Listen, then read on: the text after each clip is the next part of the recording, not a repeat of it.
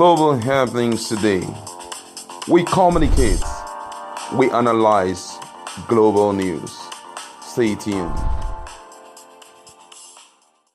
Hello fam, welcome back to our channel.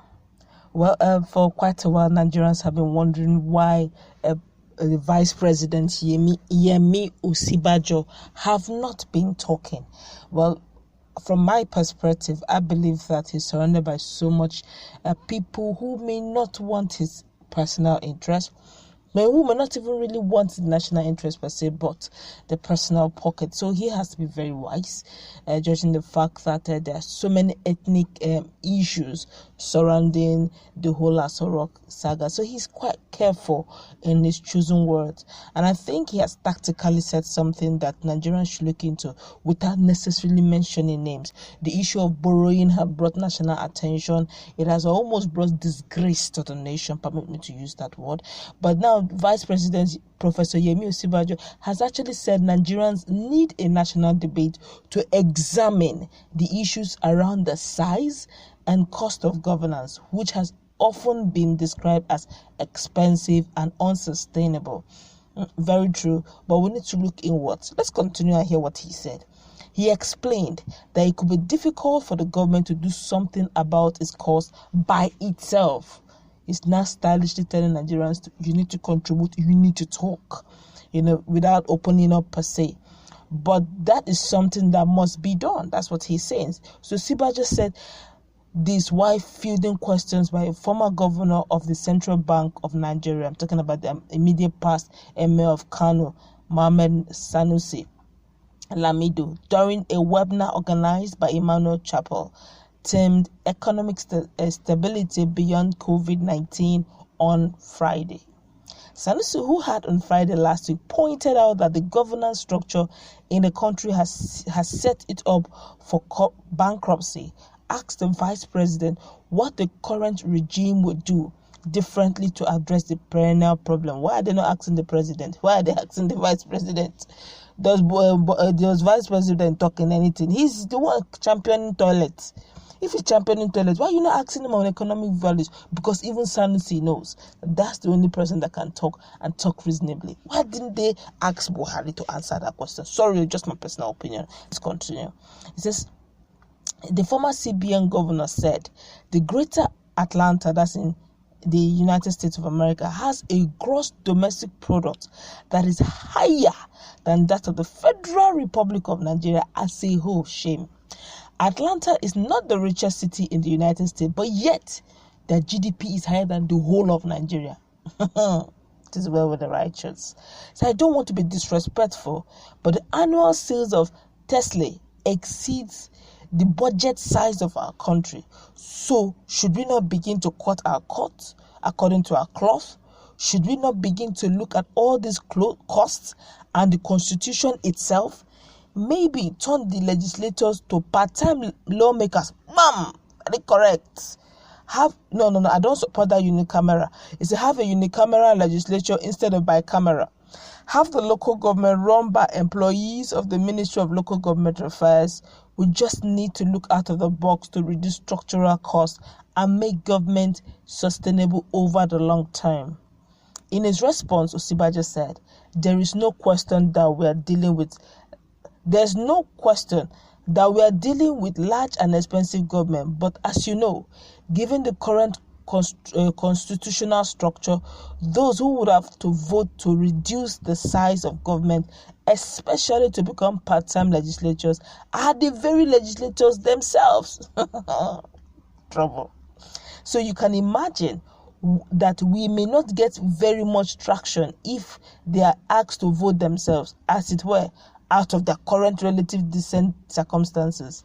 So I think there's a need for a national debate on this question, and there's a need for us to ensure that we are not wasting the kind of resources that we ought to use for development on overhead costs. Annoying, really. At the moment, our overhead costs are almost 70% of revenues, so there's no question at all that we must reduce the size of governance and government as a whole. Part of what you would see in the economic sustainability plan also and several of the other initiatives is trying to go to some extent to what was recommended in Orasheyi report, to collapse a few of the agencies to become a bit more efficient and make government much more efficient with whatever it has. Trouble. This is trouble. He explained that government has been able to cut waste. How? When it detected some ghost workers. The event, which was attended by other panelists and moderators by Senior Advocate of Nigeria, Prof. Koyisola Ajayi, and Dr. Chinyu Ogunro. But let's just feel the pulse of Nigerians, one or two, then we'll go into full explanation and analysis on this. Some persons have started opening up. Some persons say, look, forget this whole thing.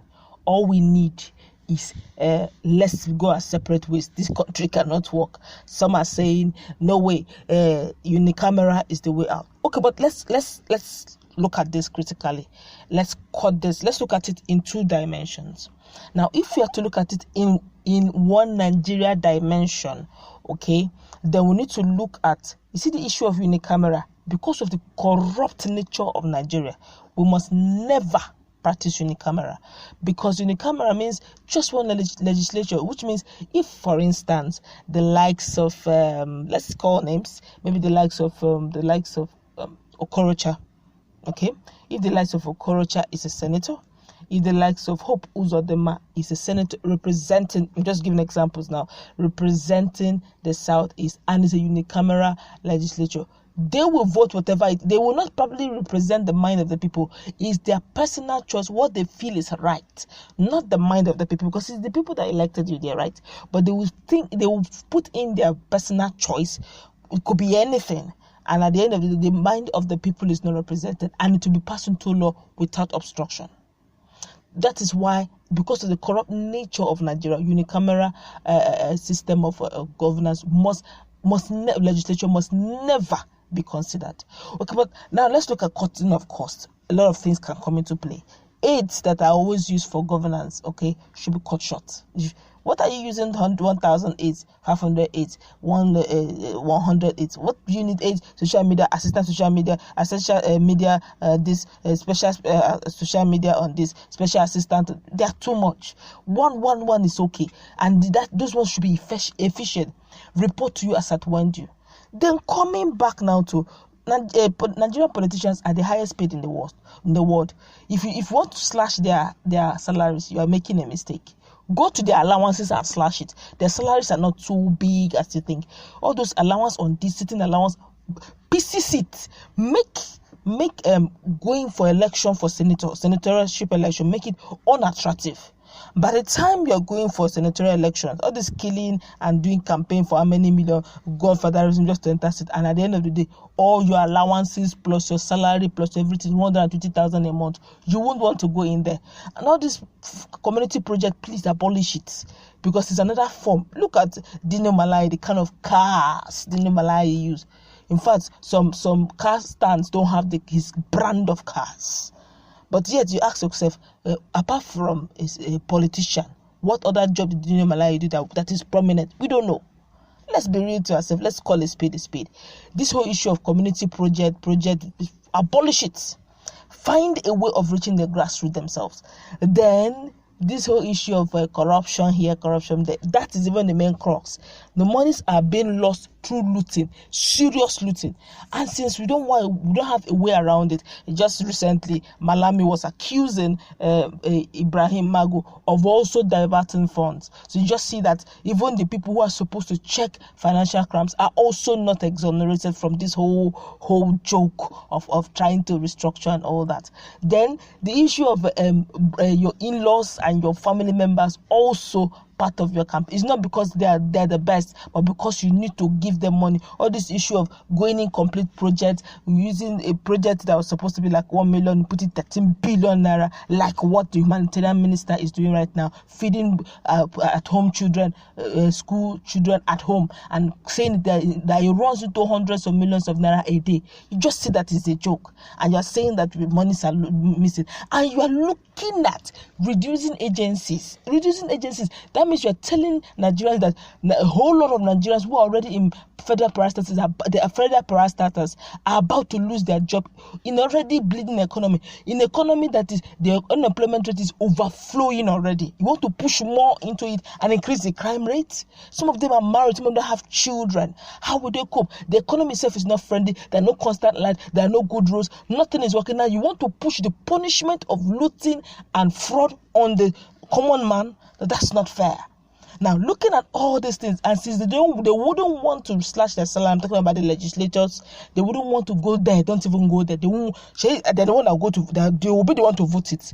They will say no. And this issue of part-time, they will also say no, because they will tell you Nigeria is in serious mess. They need to keep sitting to see how they can push the country forward. There's so much insecurity everywhere. So even the issue of even investment is reducing the chances. So that part, see, this whole analysis may not eventually come to pass. So another way again is probably to restructure. If breaking away, because right now when you say break away, a lot of politicians who this dispensation is favoring them, they won't even agree. So at the end of the day, you find out that you are already on a crossroad. They will say, no, break away what? We are one Nigeria. A lot of them right now are enjoying that tenure. You want to break now that I've entered as a governor? Or as a senator? No. Wait, let me finish my 8 years tenure before we start thinking of it. And by the time you get to that 8 years, another person will say, no. Let me finish my. So at the end of the day, we are all stuck. So now, instead of thinking, let's break away and nobody's agreeing, the whole house is not agreeing on this, why don't we look at restructuring for the now? Let every region look inwards and see how they can now. Looking inwards also, the senators need to help us out. Begin to put laws on ground on corruption, on laws on ground on looting. The penalty will be death by hanging or firing squad. Those kind of things, so that when people are thinking of looting again, they will need to think twice. Okay, then we begin to look at that, then restructuring. Let every region begin to look at their resources and begin to harness it, just the way United States is doing right now. Each state in United States are independent of the federal, of the center. But yet, they are so wonderful. They generate their income inward. But in Nigeria, the income generated in the state is due to feed a lazy state that is not bringing anything. The center, that's why everybody wants to go into the center, because the center is the most powerful. So the federalism, we're not practicing true federalism. It's just, in fact, we are doing unitary federal system of governance, where it's just the center that's making all the decisions technically. All right. So if you look at it technically, I would say restructuring, but the question is, will there be true restructuring? I mean, then now I'm talking about what can happen today, tomorrow.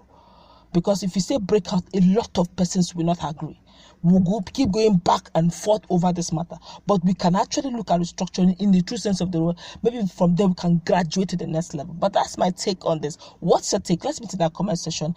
What's your take on this whole issue of cutting costs, dialogue, voting against governance, a cost of governance, restructuring, breaking away? What's your take? Please, no hate words. Let's meet in the comment section. Don't also forget to like, share, and subscribe to our channel if you have not already done so by clicking on the red subscribe button below. Beside it, you will see a bell notification icon. Please go ahead, click on it to get notified as soon as you update our channel on YouTube.